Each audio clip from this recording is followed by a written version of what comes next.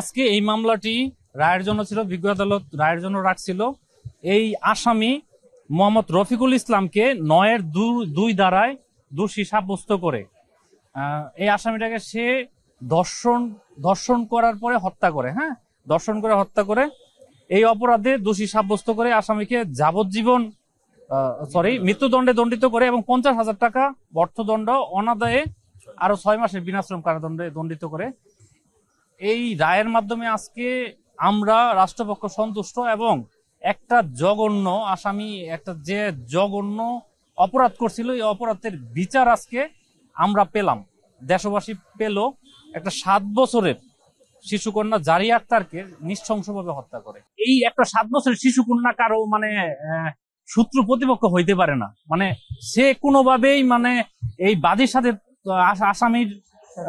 আসামির সাথে কোনো ধরনের ঝামেলা থাকলেও এই ভিকটিম বিবাদ থাকতে পারে বা পারে না, কিন্তু এই ভিকটিম কোনোভাবেই এই ৭ বছরের নিষ্পাপ এই শিশুটা তাদের কারো হিংসা প্রতিহিংসার শিকার হওয়ার এটা যৌক্তিক না।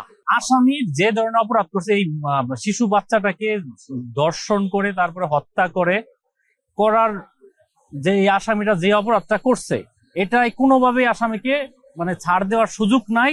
এবং কেন তার ছাড় দেওয়ার সুযোগ নাই এবং তাকে দয়া দেখানোর সুযোগ নাই, কারণ এই শিশুটা তো তাকে কোনো ক্ষতি করতে পারে না। এই একটা শিশু, একটা বাচ্চা শিশু, ৭ বছরের শিশু, কারো কোনো ক্ষতি করার কোনো হওয়ার কোনো কারণ নাই। একটা নিষ্পাপ শিশুকে সে যেহেতু হত্যা করছে এইভাবে নির্মম ভাবে, তার ঘাড় ভাঙিয়ে ফেলছে, ঘাড় মটকায়া, তারপরে তাকে মুখে কাপড় ঢুকাইয়া মৃত্যু নিশ্চিত কইরা এবং তাকে দর্শন করছে এবং বিকৃত ভাবে দর্শন করা হয়েছে। আমি এটা এইভাবে মিডিয়ার সামনে বলতে পারতেছি না, সরি টু সে, কিন্তু যে বিকৃত ভাবে তার আসামির যে স্বীকারোক্তি আছে, এখানে সে যেই ধরনের নৃশংস ঘটনার বর্ণনা দিছে, এটা যদি আমরা সবাই পড়তে পারি, আমাদের প্রত্যেকের গা শিউরে উঠবে। আমরা আজকে যেহেতু বিজ্ঞ আদালতের মাধ্যমে একটা সাজা পেয়েছি, আমরা চেষ্টা করব রাষ্ট্রপক্ষে, আসামি পক্ষের আপিল করার সুযোগ আছে, তারা যদি আপিলে যায় আমরা রাষ্ট্রপক্ষে, ওইখানে আমাদের হাইকোর্টে আমাদের রাষ্ট্রপক্ষ আছে, অ্যাটর্নি জেনারেল স্যারের নেতৃত্বে যারা আছে, তারা দ্রুত এই মামলাগুলা বিচার নিষ্পত্তি করার ব্যবস্থা করবে এবং আসামির আমরা আশা করি তার এই সর্বোচ্চ সাজা মৃত্যুদণ্ডই কার্যকর হবে। 17 সালের মামলা, পরবর্তীতে চার্জশিট হয়, পুলিশ তদন্ত করে, তদন্তে পুলিশের সময় লাগে, আসামির তদন্ত শেষে দেখা যায় 14/5/2019 সালের চার্জ গঠন হয়। চার্জ গঠন হওয়ার পরে আমরা বাদী সহ আয়ু, প্রতিবেশী যারা আছে, এখানে ডাক্তার আছে, সবার সাক্ষ্য নিতে হয়েছে। একটা মার্ডার কেস কয়জন সাক্ষী ছিলেন? এখানে 12 জন সাক্ষী। আমি বলি এখানে যেমন ডাক্তার সাক্ষী আছে, ডাক্তার, আমি সেটা জানতে চাচ্ছি না। অনেক সময় আমি বলি তার প্রতি বছর কি 2 জন করে সাক্ষী দিচ্ছে? বছরে 2 জন সাক্ষী বলেন যে বছরে একটা হিয়ারিং হইছে কিনা? এটা একটা হিয়ারিং হবে না, সব ডেটে তো আমাদের সাক্ষী আসে। 2 বছর ডাক্তার ছিল না, ডাক্তারকে আস্তে আস্তে সে রিটায়ারমেন্টে চলে গেছিল, তাকে আসতে সময় লাগছে। ডাক্তারকে আমরা কত বছর পর পেয়েছি?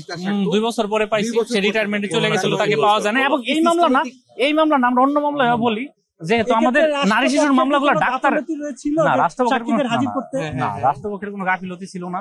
যেমন আমি বললাম যে 2 বছর আমরা ডাক্তারকে আনতে 2 বছর সময় লাগছে।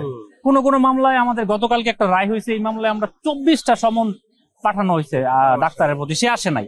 পরবর্তীতে তাকে ওয়ারেন্ট দিয়া থানায় ওয়ারেন্ট পাঠানো হয়েছে।